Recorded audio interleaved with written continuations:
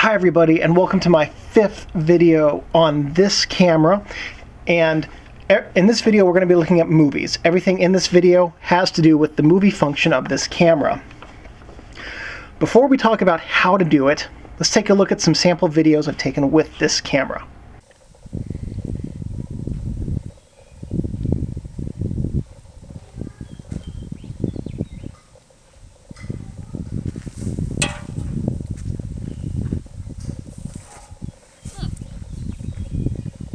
Here.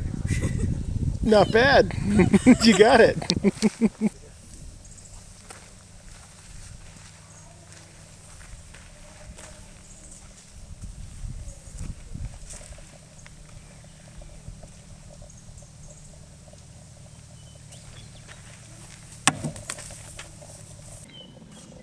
Had rope since I was in the outback. That is not how you do it.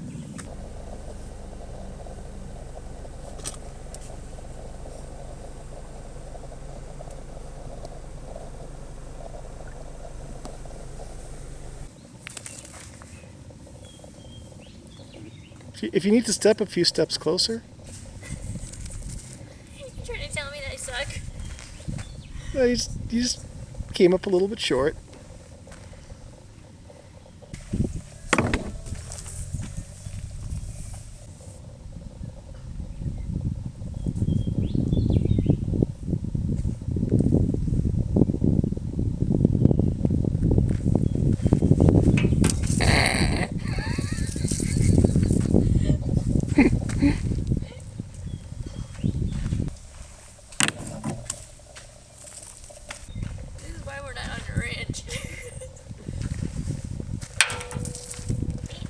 Do you want to just walk up to it and place the rope over it? No.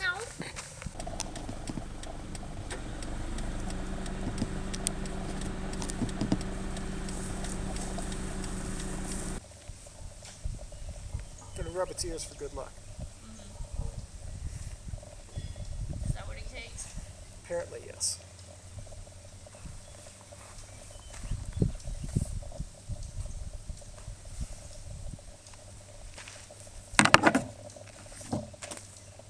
It's on the ground. It was on the horn.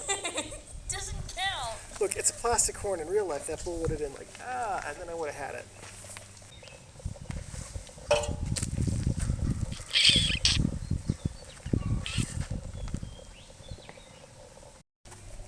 Worked before.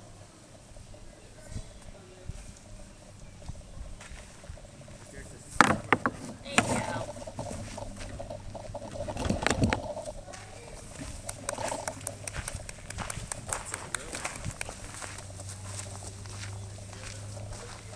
I'm a cowboy. I am a real cowboy now.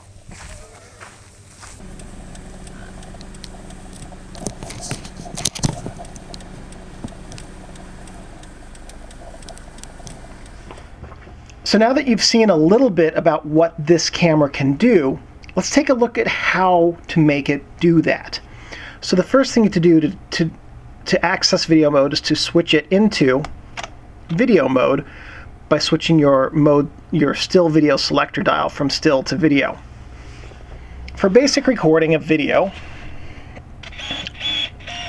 switch it to manual focus so we can actually record something here. All you need to do, now in video mode, you'll notice that the screen comes on, and live view is the only way to look at video.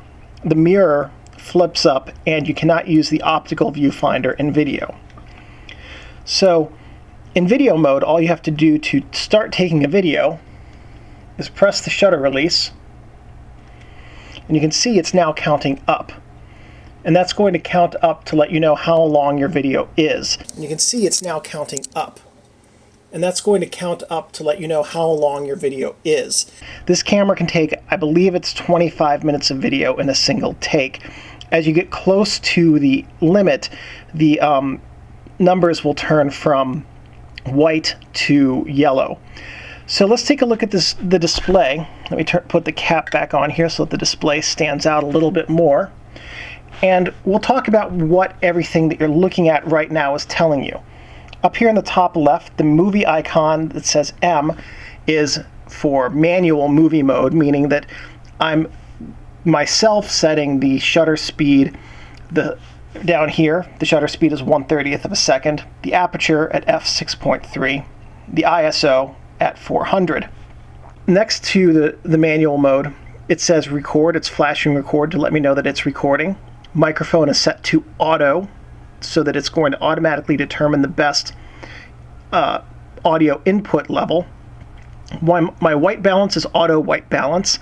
Video cannot do multi-auto white balance, only auto.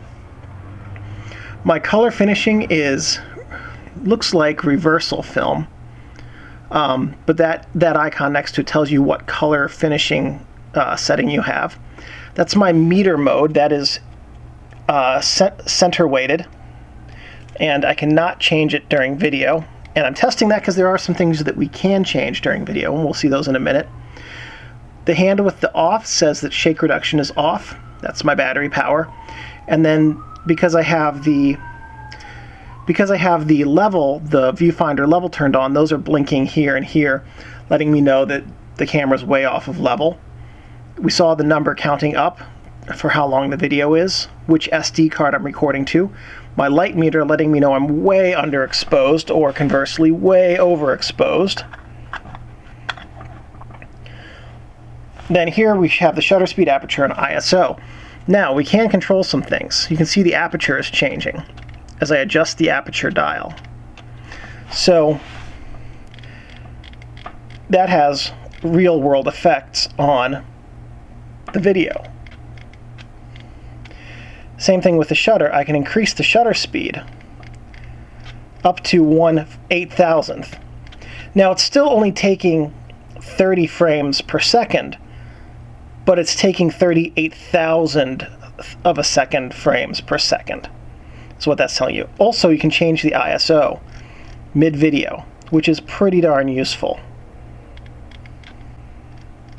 Up to 3200. Well, I might have that governed on this camera. At any rate, so there are some settings you can adjust during shooting to compensate for changing light levels and different situations that you will encounter while you're recording video. That's the basic function. To stop recording a video, you simply hit the shutter button again. And now you can see we've gone back to the 9959. That means that we have at least 100 minutes of video recording on the SD card. This is a 64 gig card in here, and from using this camera for video, I can tell you that 64 gigs really holds close to 3 hours of video with these cameras, with the settings that I use. Now, we cannot change this during shooting, but we can see here that that says M. Let's go into our info screen. Info brings up a lot of your quick settings that you can adjust here, including, there we go, headphone volume. So you can change your speaker and headphone volume right here. We've basically gone over all of these in different videos, but you can access a whole bunch of them in this menu. If you have autofocus turned on, you can now adjust what type of autofocus you want. And because you're using live view for video, you get the live view options for your autofocus. But we're going to focus on this section right here, your exposure setting. You get manual, program AE, aperture priority, and shutter and aperture priority. These work exactly the same way as they do in still. Manual allows you to make whatever mistakes you want or achieve as good a result as you can yourself. It's the movie mode I tend to use. Program, the camera's going to do everything for you. All you have to do is point and you'll get as good an exposure as can be had. Aperture priority means you can control the depth of field. This is really good for creative control over your videos without having to worry about a lot of the other technical aspects. And shutter and aperture priority allows you to set a governor on the shutter speed, meaning that your camera is really going to be controlling your sensitivity a lot. And your aperture priority allows you to still control your aperture. So manual is my favorite mode, aperture priority is very close second. And as you can see as we're going through that, none of those modes change your total record time on your SD cards. They're just controlling how you interface with your camera. So hit info again, and it gives you the choice between having no information on your display, just the video that you're looking at, or having your standard information display. There's another thing that we can control some other things in here. We can control what your color finishing is going to look like. Can't access flash because you can't do anything with flash in video mode. You can hit menu and it takes you straight to the video menu, but this is basically the same information we saw when we hit info. Where things are really interesting is in the drive modes button. Remote control off or on. Okay, standard, whether or not you're going to be able to turn on your video with a remote control. Actually, a really useful function, especially if you want to do YouTube videos. Interval movie record. This is where things really start to get interesting, and what you're probably noticing is recorded pixels is 4K. This is how you will do a 4K video with a Pentax camera like this. Now, what it's telling you is that you cannot do 4K with sound, and you can't do 4K as a motion. This is a time-lapse format. So you can do it in 4K HD or full HD. And it takes 4K by taking your 24 megapixel photos and stitching them into a video. So it's basically the same as doing a multiple exposure, capturing 100 exposures in a sequence and then putting them together in a video in post. If you don't have video editing software, the camera will do it for you and create a no audio time lapse. Your interval, you can change your interval among some preset interval times. And it has preset interval times because it has a limited number of images that it can take.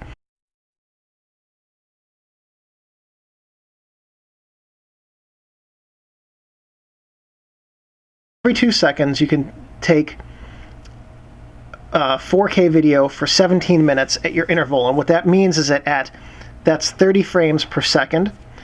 I'm sorry, 30 frames per minute rather, times 17 is 300, 510 plus another 14 is 524 frames. So this your camera will allow you to take a 524 frame 4K interval video. And whether you want to have it start now or at a specific time later in the future. This is good if you want to set it up to do a star trail. You can do that. Set it up ahead of time, get it focused and composed, set it to start later, go hang out. Make sure you're doing it in a place where your camera's not going to get stolen, obviously. And then we'll go to full HD, and now you can see your record time increases from 17 minutes to an hour. Let's go to HD, which is the lowest resolution, and our record time goes from 17 minutes to an hour to 2 hours and 40 minutes. So depending on what your needs are for resolution, if you only need a full HD time-lapse resolution, you can increase your recording time and the number of frames that your camera can turn into a video significantly by going from full HD or from 4K to full HD.